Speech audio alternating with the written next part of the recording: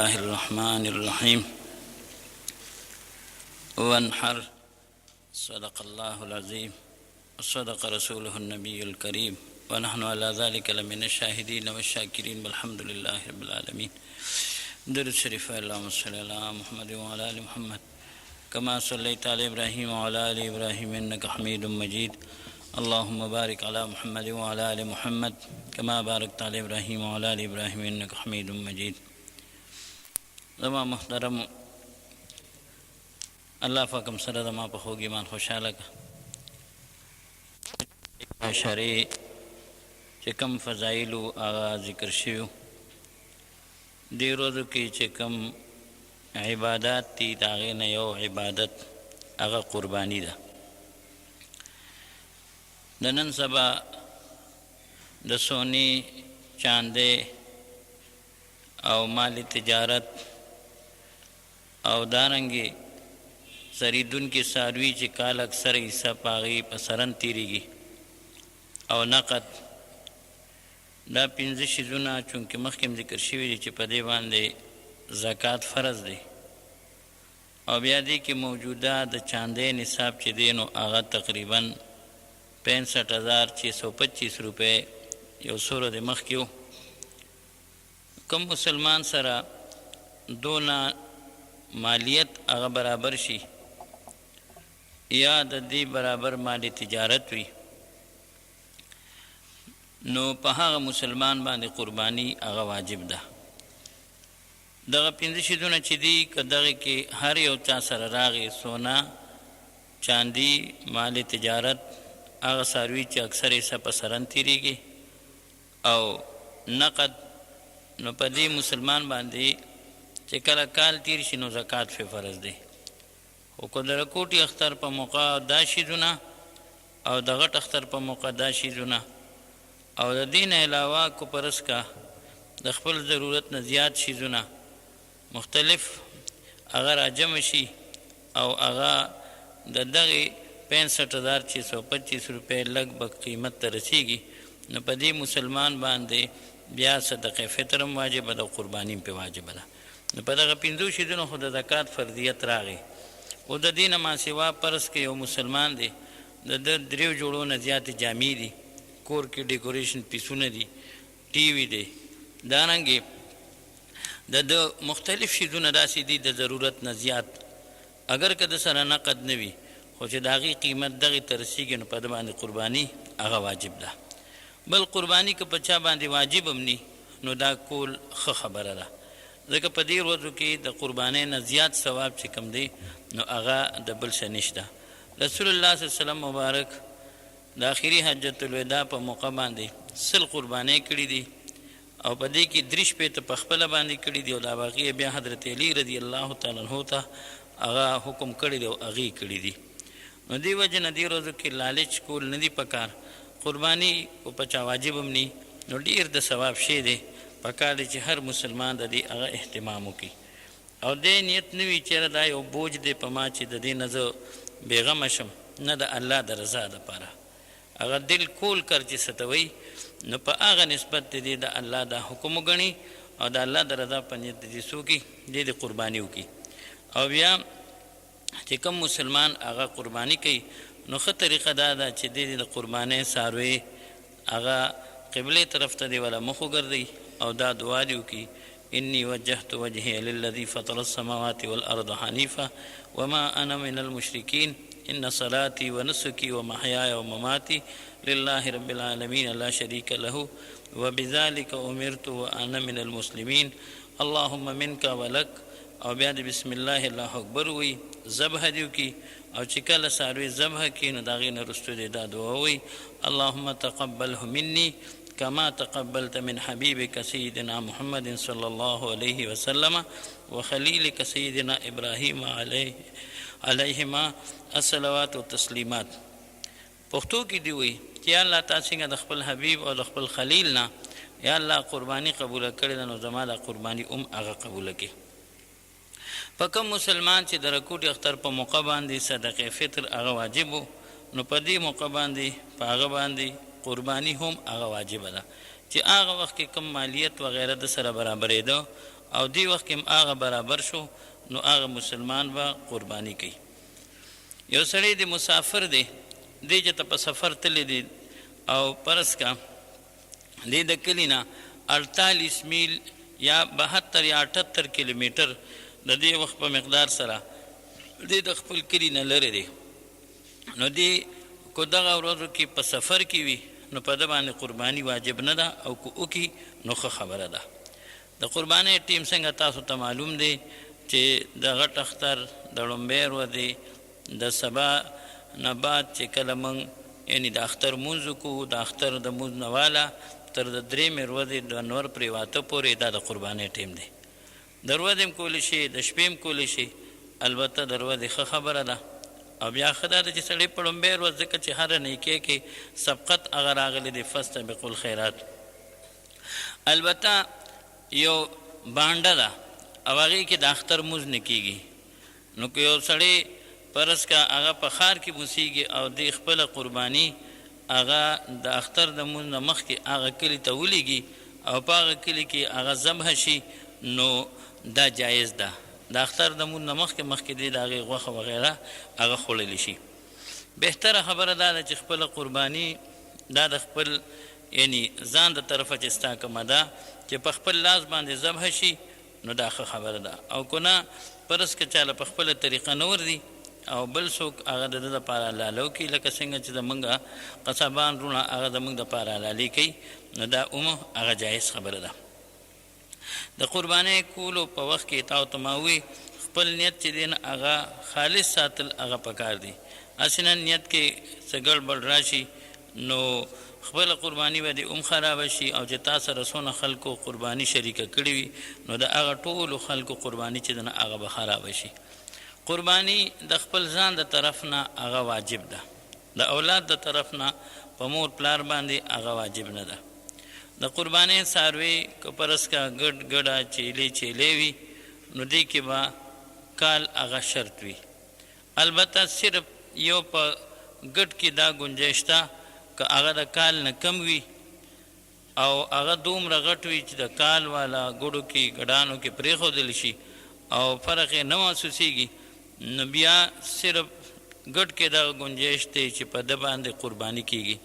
البته د دې نه علاوه که فرض کې چیلې وي یا چیلې وي او د کال نه کم وي نو په هغه بکري باندې قرباني هغه نه کېږي. حقیقي دپاره هم چې کوم څاروي تاسو اخلئ نو د هغې دپاره هم کال چې کوم دی نو عمر هغه کتل پکاري چې هغه پوره وي.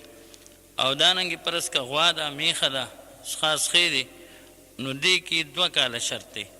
دا موږ عموما ویل دا څاروی په غاښ یو دی او په غاښ 2 دی، نه د دې اعتبار نشته. اعتبار چې دی نو هغه عمر لره دی چې بس په کم سخي یا سخی باندې 2 کاله هغه پوره شو بس د هغې نه بعد په هغې باندې قرباني هغه جایز ده. په هغې کې د 7 کسو شرکت هغه کیدی شي او په ګډه چیلې وغیره کې په دې کې د 1 کس حصه هغه کیدی شي. او دارنګې د اوښ دپاره 15 کاله هغه شرط دی چې دا عمر به وي. نو په اوښ کې چې دی نو صرف 7 کسان چې کوم دي نو هغه شرکت کولی شي. بعضې وخت په خلکو باندې عقیقه پاتې وي لکه د رسول الله صلی الله علیه وسلم باره کې مرادي چې نبی علیه الصلاة والسلام په وروستو عمر کې بیا خپله عقیقه کړې ده. حقیقي مسله خو دا ده چې چاله الله پاک اولاد نصیب کو زنانه اولادي نو د هغې د طرف نه یو ګډ یا چیلې یا ګډه او دارنګې یعنی نارینه اولادي نو 2 په 7 ورځ که 7 ورځ سړی برابر نشي نو په 14مه ورځ او که 9 ورځ نه کېږي او قرض رالی نو قرض دې نه راخلي. او دې کې یعنی دغه شرط دی چې ته به دغه والي دغه به حلال کې. اوس که یو سړی وایي چې د دې برابر غوښه به زه په بیه باندې والم نو دا جایز نه ده. دارنګې یعنی اوس ذبحه وشوه حلاله وشوه د هغې نه وروستو که ته غوښه تقسیمې خیرات کې که پکې ترکاري جوړې او که نه په روجو کې اچې نو دا ټول جایز دي. او که ته هم داسې تقسیم کې نو هم ستا هغه غاړه څه شوه هغه خلاصه شوه. او بیا که ماشومي د هغه نه ویښته وخریلی شي هغه وتللی شي د هغې برابر چاندي یا د هغې برابر قیمت چې کوي نه هغه صدقه او خیرات کړی شي. بهرحال یو بنده دی او د هغه د عقیقې په وخت کې د بچو خپل وس نه کېده او دې کې د غټ اختر ورځې راغلې نو که په دغه موقع دی یو حصه هغه ونیسي نو هغه جایز ده. یعنی د هغه عقیقې په ځای باندې دلته کې فرض کې یو عقیقه پاتې 2 عقیقې پاتې د هغې برابر دلته حصه نیول چې کوم دی حصې نیول نو هغه جایز دی. فرض که یو غوا د غوې دی 6 کسان نور دي د هغې د قربانۍ نیت دی او د ده پکې د عقیقې نیت دی د خپل بچي نو دا جایز دی. که مشرانو کې هم چا خپل عقیقه نه کړې نو د حدیث نه دا معلومه شوه چې نبي علیه السلام په وروستو عمر کې په خپله باندې عقیقه کړې ده نو دې وجې نه یعنې کول پکاري د دې ډېر زیات هغه یعنې فضایل دي او بل دا چې انسان د ډېرو نقصاناتو نه الله جل جلاله هغه محفوظ ساتي. تاسو ته ما ووایي چې کوم څاروي کې فرض کا خاص خې دي په دې کې صرف 9 کسان هغه شریکې دي شي کو فرض که څوک کوئی چېره دا څاروي خو ډېر غټ دی او راځئ دې کې به موږ 8 قسم شریکو نو دا جایز نه دي او کو چا داسې وکړل نو د یو قرباني هغه جایز نه ده. یو بنده دی فرض که د قربانۍ لپاره غوا واغشته او د اخیستلو په وخت کې دا نیت و چې که فرض که بل سړی میلو شو نو هغه به ځان سره شریکومه نو چې دغه وخت کې د دا نیت وکړو چې هغه به شریکوم او د سره وروستو څه کسان هغه شریک شو نو دا درست دی.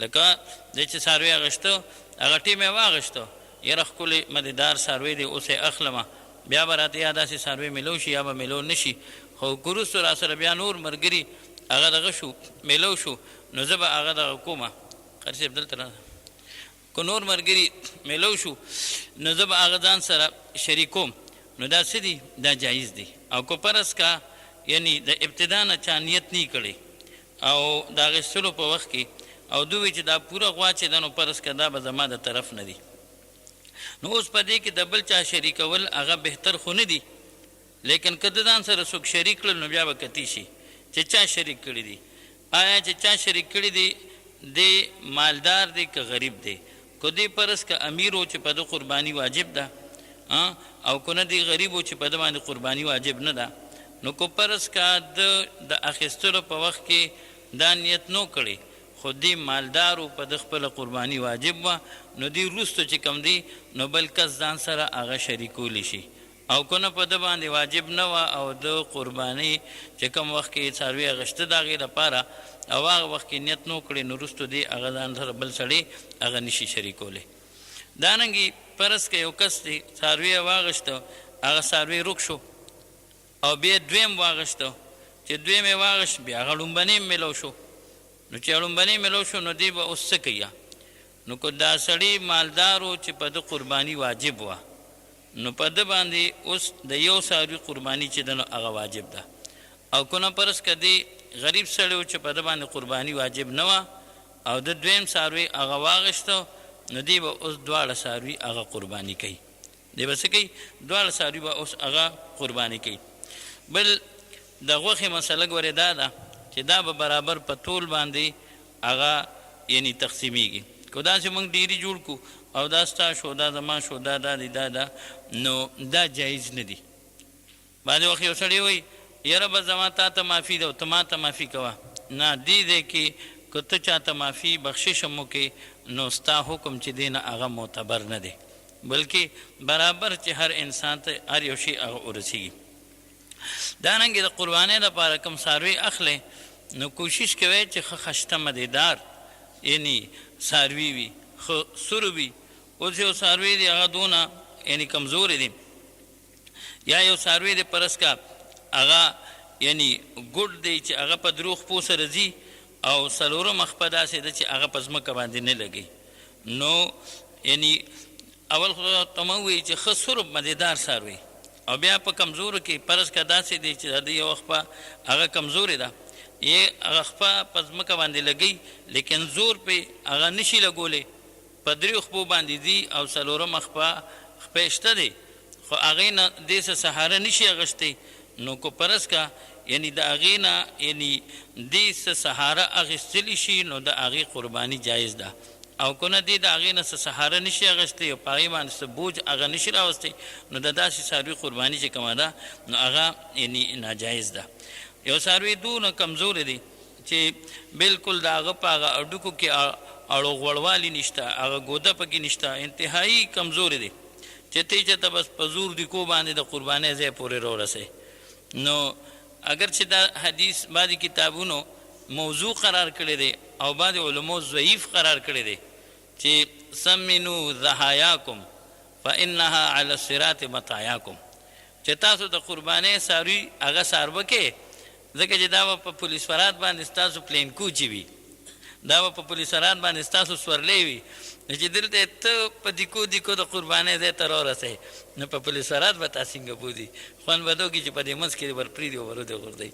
نو اگر چې دا روایت چې کوم دی نو یا موضوع دی یا ضعیف دی، او بهرحال یعنی مسله دا ده چې د قربانۍ څاروي دې څه وي ښه مزېدار دي وي، خو د نمایش دپاره نه چې پلانکي هغه په 8000 او 5000 باندې غوی واغشته او ګډ واغشته او دانګې په 1 لک یو نیم لک باندې غوی واغشته او اخبار کې تصویرونه راشي، نه ګورې نیت چې دی دا لومبنۍ خبره ده.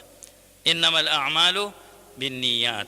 اکثر کتابونه د احادیثو یعنی چې کوم یعنی غټ غټ کتابونه مونږ ګورو نو اکثر هم دا لومبنۍ حدیث راوړي. زاد طالبین شریف کې هم دا لومبی حدیث د حدیثو کتاب دی، دارنګې په بخاری شریف کې هم دا لومبی حدیث دی. نو هر عمل کې ګورې اول د نیت تصحیح دا ضروري ده چې نیت څه وي هغه زموږ ستاسو هغه درست وي.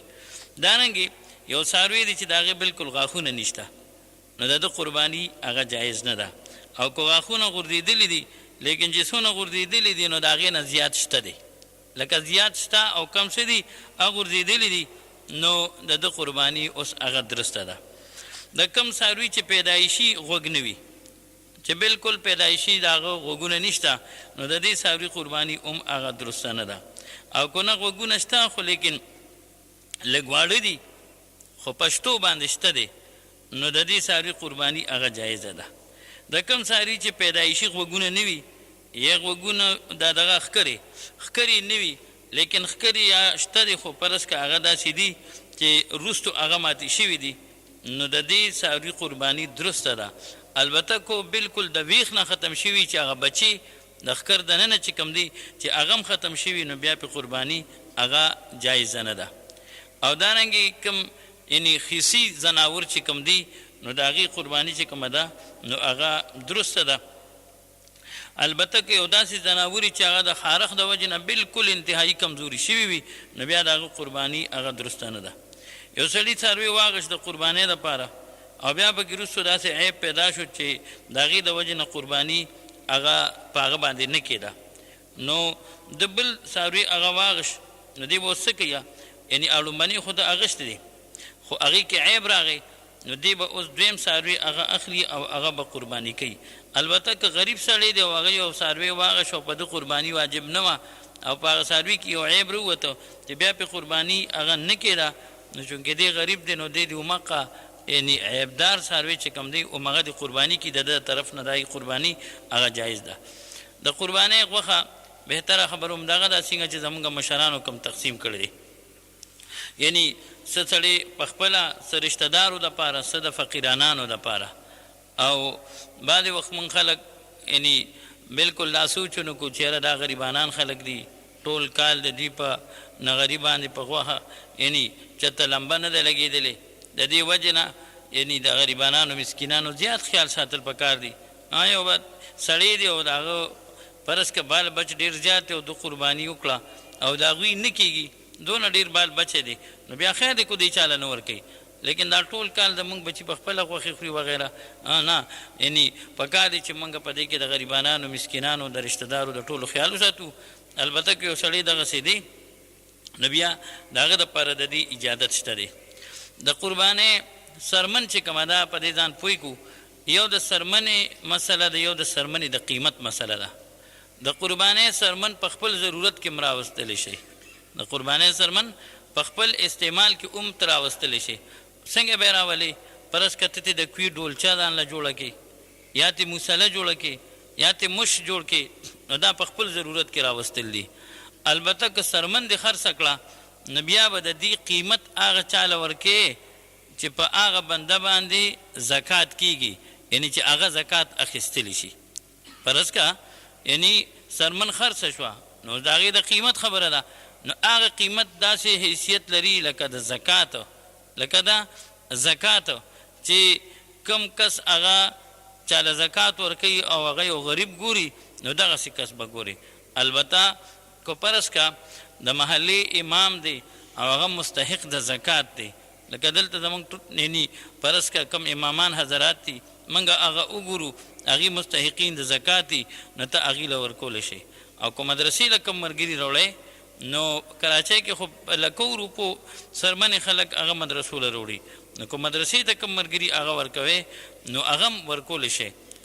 نفس سرمن راوړی او که د سرمنې پیسې راوړی نو که فرض که پیسې وي نو هغه څنګه چې تاسو موږ له عشر راکوئ زکات راکوئ نو د هغې مسله دی چې موږ هغه پیسې اول قبولې کړو. یو مستحق هغه پیسې قبولې کړي، لکه ډېر کله ته تاسو موږ له عشر راوړی مدرسې ته، زکات راوړی، منښته راوړی، نو موږ هغه اول قبوله کړو هغه منښته وغیره، نو ستاسو د طرف نه هغه منښته یا عشر یا زکات شي او چې چا قبوله کړه نو د هغه د طرف نه بیا هغه چانده شي. نو دارنګې که په دغه موقع دغه اخلاص کې مرګولي کولی شي او پکار هم دی چې وکړو، ځکه چې موږ تاسو خو ګورو چې دلته کې څونه خرچې کېږي، استادان دي، طالبان دي، دا بیلونه را دي، نور قسمه ضروریات دي، او هسې هم پکار دي چې موږ یعنې د مدرسې خدمت وکړو.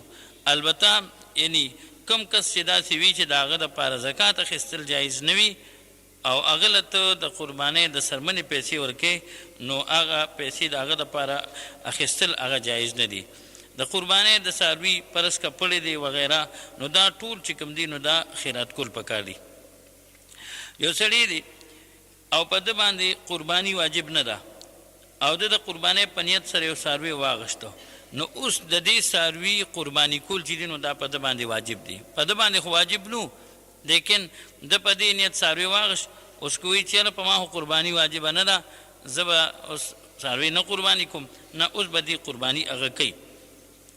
یو کس چې په ده قرباني واجب وه لیکن د 3 ورځو کې د اختر د قرباني ونه کړه او 3 ورځې چې کوم دی نو هغه تېرې شوې، نو دی د اوس داسې وکړي چې فرض کا د یو ګډې چیلې د هغې قیمت هغه د خیرات کی، او که فرض کا یعنی څاروی یې واغشت نو بعینه به هغه څاروی دی قرباني کوي، هماغه څاروی به والي هغه به خیرات کی.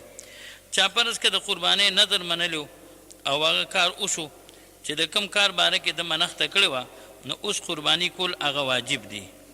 اوس برابره ده که دی مالدار وي او که نه وي. لکه یو سړی دی او دی غریب دی، فرض که د منښته وکړه، خو یاد لرئ دا منښته عبادت دی او دا به په نوم د الله پاک کوو.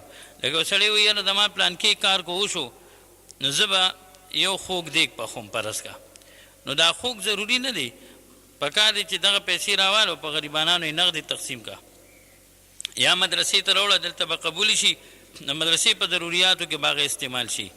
خو دا یاد لرئ دې دی کې ډېر خلک هغه دوکه کېږي چې کم شي ته د هغې منښته کړې ده او کله ستا هغه کار وشو نو اوس هغه نظر پوره کول چې دی نو دا واجب دی، دا به تو څه کې دا به پوره کې.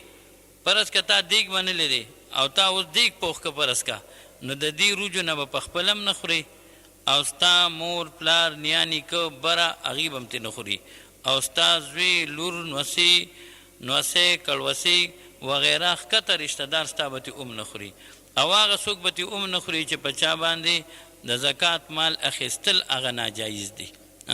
نو دغه پابندي ډېر کله ته سړی نشي کولی، نو دې وجې نه ښه طریقه دی چې سړی هغه پیسې والي او نغدې هغه تقسیم کړي. دارنګې یو قرباني واجب ده، کوم مسایل چې ذکر شو هغه د واجب دي. فرض که یو سړی دی وایي یاره زما پلار مړ دی مور مې مړه ده د هغې د طرفه زه قرباني کوم، د نبي علیه السلام د طرفه کوم، د خپل استاد د پیر مرشد د طرفه کوم، نو دی د هغې د طرفه قرباني هغه کولی شي. که د مړي طرفه وکړي نو دی د هغې ثواب هغه ته باقاعده بخلی شي. او علي رضی الله عنه به هر کال د رسول الله صلی الله علیه وسلم لپاره 2 قربانۍ کولې. باب ما جاء فی الاضحیة عن المیت، ابو داود شریف کې باب دی، یعنی باب دی راغلی په بیان د دې کې چې د مړي د طرف نه قرباني نو حضرت علی رضی الله تعالی عنہ به هر کال د رسول الله مبارک دپاره 2 قربانۍ کولی او تاسو ته مې ووی چې نبی کریم صلی الله علیه وسلم هغوی د امت دپاره 100 قربانۍ کړي، یعنی په آخري حجت الوداع په موقع باندې نبی کریم صلی الله علیه وسلم. نو دی وجې نه که موږ تاسو کوم څاروي اخلو نو پکار دی چې داسې څاروي دې اخلو چې هغې کې ډېرې حصې راځي، نه په هغې کې یو حصه د مور دپاره وکړه، بله د پلار دپاره وکړه، بله د رسول الله صلی الله علیه وسلم دپاره وکړه. نو دغه څه دي؟ دغه نفلي قرباني ده او دا یعنی جایز خبره ده. یوازې دا نه، په هر یو عمل کې یعنی پکار دا دی چې موږ او تاسو یعنی کو یوازې قرباني نه کو نورم یو خیر خیرات موږ کوو په عامه سطح باندې. اگر دلته خو تا د یو مړي د طرف نه پرس کا یعنی قرباني وکړه، خو که ته عام خیرات کې نو په دې کې د ټولو خلکو نیت کوه. 1 روپۍ دې ولې نی او ته هغه خیرات کې ته نیت وکړه یا الله د دې ثواب ټولو مسلمانانو ته ورسوي، که هغه مړي دي که هغه جمدي دي.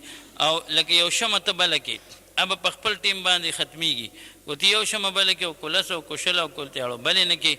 نو دې وجې نه د هر نیک عمل ثواب چې دی نه هغه ټولو مسلمانانو وروڼو ته هغه بخیر. بل چا سره چې قرباني کوي نو چې د هغه کس اکثري مال هغه حلالي ګورې، اکثر مال څه وي؟ هغه حلالي چې حرام نه وي. چې د چا ذریعه مدن اکثر مال هغه حرامي. دا نه چې موږ یوازې دې ته وګورو چې د بعضې وروڼو مسلمانانو پیشې چې کومې دي نو هغه حرامي دي، نو د هغې موږ یا نوم واخلو او یا موږ د هغې ذکر وکړو. نه د چا بېعزتي به هم نه کوې، د هر چا د عزت نفس خیال به ساتي. بس هر سړی دې ته وګوري چې د کم مسلمان رور اکثر مال هغه حرام دی، نو دی مسلمان رور سره قربانی چې دا هغه نه کېږي، د هغه خپله مونه شوه او چې چا وسره کړې ده د هغې قرباني هغه ونه شوه. لکه فرض کې زموږ یو مسلمان رور دی، کلمه ګور رور دی، فرض کې هغه په بینک کې دی، نو د ده اوس کو دی دا قرباني د تنخوا نه کوي، نو د ده تنخوا هغه حرامه ده، ځکه چې دا سودي سیستم دی او د سود اخیستل او ورکول او لیکل او په هغې ګواه جوړېدل دا ټول چې دي نو دا ګناهونه دي. نو د ده خپله قرباني نه کېږي او دارنګې چې کوم مسلمانان رونه د سره کوي نو د هغې ونه شوه. نو دې وجې نه او یوازې دا نه، هر سړی چې د هغه اکثر آمدن هغه حرام دی او هر مسلمان له پکار دی چې د حرامو نه ځان وساتي. او حرامو پیشو کې که کوم مسلمانان رونه مبتلا وي نو هغې د ځان له د حلالو رزق طلب کړي او یو مسلمان د تجربه وکړي چې په ده 3 ورځې لوږه یعنی الله تبارک وتعالی د دې انسان دپاره د غیبو نه اسباب مهیا کوي او که نه مهیا کوي. د دې وجې نه یعنی داسې کسانو له خپل هم نه دي او داسې کسانو سره نورو خلکو له هم نه دي پکار چې هغې په دې کې څوک یعنی قربانۍ کې ځان سره دا کسان چې کوم دي نو هغه شریک کړي. بعضې ملګري تپوس کوي د دې انګریزي څارو غواګانو وغیره، نو د دې قرباني جایز ده. ګوره په انسانانو کې نسب چې دی نو دا پلار پسې دی او په زناورو کې نسب چې دی نو دا مور پسې دی. په زناورو کې نسب هغه مور پسې دی. اوس که یو څاروي ته ستنه مو لګي او یو څاروي پیدا شي نو که د پلار یې پته نه لګي نو د مور خو پته لګي که نه. نو انسانانو کې نسب پلار پسې دی، زناورو کې نسب چې دی نو هغه مور پسې دی. البته مسلمانانو کې د نسب څه مسله ده؟ نو مسلمانانو کې د نسب مسله دا ده چې نسب هغه پلار پسې دی. اوس فرض کا مور پلار دواړو کې داسې یو حالت راغی چې جدایي راله او په دې کې یو مسلمانو او بل کافر، نو که دې وخت کې فرض کا مور مسلمانه وه او پلار کافر نو که اولاد وي نو هغه اولاد به د مور کېږي، هغه اولاد به د مور کېږي. دلته مسله د خیر الابوین ده. لکه فرض کې یو زنانه ده او د هغې چېرته رشته شوې ده او پته نه وه، هغه چېرته په شیعګانو کې شوې وه، چېرته په قادیانانو کې شوې وه او وروسته پته ولګېده چېره دا سړی خو کافر دی او داسې مسلې راغلي دي، موږ ته خپله داسې مسلې خلکو روړي دي. نو یو خو به فوراً جدایي راوستل غواړي او دویم چې کوم ماشومان هغه ماشومان چې دي نو هغه به دې صورت کې به د مور کېږي، ځکه چې دلته د پلار او د مور مقابله راله نو د پلار نه مور بهتره ده. ولی پلار کافر دی او مور یې څه ده؟ مور یې هغه مسلمانه ده. او دا بعضې مسایل ضروري یاد ساتئ لکه فرض که ماشومان دي په بعضې موقعو باندې یتیمانان هغه پاتې شي.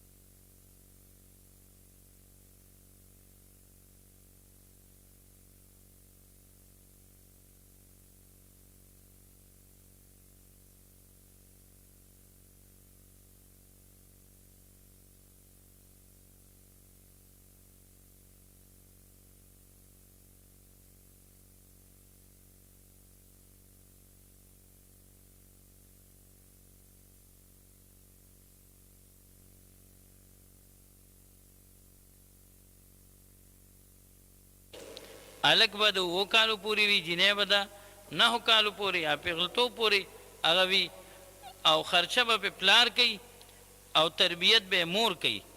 خو بیا به د هغه 7 کالو یا د 9 کالو نه بعد چې کوم دی نه هغه به پلار ته به حواله کېږي. خو د دې ټولې مودې خرچه په چا ده؟ خرچه هغه په پلار ده. البته یو زنانه ته طلاق میلو شو یا یو زنانه د کونډه شوه او دې د خاوند د رشتهدارو نه یعنی د عصباتو نه علاوه په بل چا کې واده وکړو، نو دغه ماشومان به بیا فورا هغه یعنی که فرض که د طلاق مسله راغلي نو پلار ته به حواله کېږي، یعنی د پلار مور ته به حواله کېږي او پلار ته به حواله کېږي که فرض که یعنی د طلاق مسلې، او که نه فرض که پلار یې مړ وي نو بیا به عصباتو ته یعنی که فرض که د دې ماشومانو ترونه وي نو هغې ته به حواله کېږي. البته که یو ماشوم هغه داسې صورت کې په تربیت کې پاتې شو او مور یې وایي چې دې تربیت نه کوم، نو بیا به د مور د دې ماشوم د مور یعنی نیا هغه به تربیت کوي. که هغې هم نه کوي نو بیا به د هلک یعنی د پلار مور چې کومه ده نو بیا به هغه تربیت کوي. جرګو کې راځي داسې مسایل ډېرو ملګرو ته مخې ته دې باندې ځان په یول پکار وي. نو به هر حال زناورو کې چونکې نسب چې دی نو هغه مور پسې دي، نو په دغه څارو باندې قرباني بلکل چې ده نو هغه جایز ده، د چا وس هم نه کېږي، کوشش پکار دی. ډېر د ثواب ورځې دي، تېره جمعه ته ورته ما ویلي دې ورځو کې د روژو د عباداتو اهتمام پکار دی. الله مې عزت وکړه، الله هم خوشحاله لره. هذا واخر دعوانا الحمدلله رب العالمین. یا الله ته راضي شي، ګناهونه معاف کړي، ایمان ته هم خیر کړي. منګه دوست محمد حاجي صاحب سره ټلیفون کړی، ټولو ملګرو ته سلام وایي. الله دې زمونږ او ستا خو د ټولو دا مبارکې سفر نصیب کړي. زمونږ پلروي صاحب هم هغې هم لاړل، نور څونه مسلمانان وروڼه په دې سفر تللي دي. آینده کال دی الله زموږ ستاسو د ټولو د حاضرینو د دې کلي د بچي د نارینه او زنانو د ټولو نصیب وګرځولي کړي. دی په دې مړي شوي ټولو ته دعا کوي الله د هغوی مغفرت نصیب وګرځولی کړي. څونه مردګان د اهل اسلام دي الله ته په قبرونه انوارات نازل فرمایي. څونه بیماران دي الله ته شفای کامل عاجل نصیب کړي. څونه قرضداري دي الله قرضونه نه اخلاص کړي. الله د ټولو مسلمانانو انفرادي اجتماعي مشکلات حل فرمایي. ما ته هم دعا کې سب بیماری مې دي الله هم شفای کامل عاجل نصیب وګرځولی کړي. دا کوم ملګري زموږ خدمت کوي د مدرسې د دې جومات زموږ د طالبانو خدای د ټولو د دارینو خوشحالۍ نصیب کړي، د ټولو د خپل محبوبیت زندګي نصیب وګرځولی کړي. یا الله په څه خوشحالېږي هغه هم نصیب کړي، په څه خفه کېږي د هغې نه وساتې. دې کلي علاقه کې او د ټولو مسلمانانو څونه دښمنۍ دي خدای په خوشحالیو بدلې کړي. په چا باندې څونه ناجایز مقدمات دي خدای هغه ناجایز مقدمات پې ختم کړي. د دې کلي بچې سره د دې مېلمنو الله د خپل دین د خدمت لپاره قبول او منظور کړي. یا الله د ټولو مسلمانانو د خوشحالو زندگی نصیب کړي. دې ملک ته دعا وکړي، زموږ ډېر ښکلی ملک دی او دې پسې د دین دشمنانو راغښتې ده. یا الله موږ اول د اسلام او بیا د دې ملک محافظین جوړ کړي. خدای که موږ ډېر کمزور یو دا ملک په کومو قربانو موږ ته حاصل شوی دی د هغه خلکو د هغه وینو یا الله قدر وکړي، عزت یې وکړي، د هغې په برکت الله د دې ملک ته حفاظت وکړي. د دې ملک د عام خاص د ادارو د عوامو د ټولو یو دیني سوچ نصیب وګرځولی کړي. الله زموږ لاس په غلط ځای کې استعمال مه کړي. په څه خوشحالېږي هم نصیب کړي، په څه خفه کېږي د هغې نه وساتې. دا څونه ملګري دلته راځي که د نږدې دي که د لرې دي خدای د دې ټولو یو قدم خپل در کې قبول او منظور کړي. څونه خدمت یې کېږي الله د ټولو جزای خیر نصیب کړي. وصلی الله تبارک وتعالی علیه وعلی آله وصحبه اجمعین.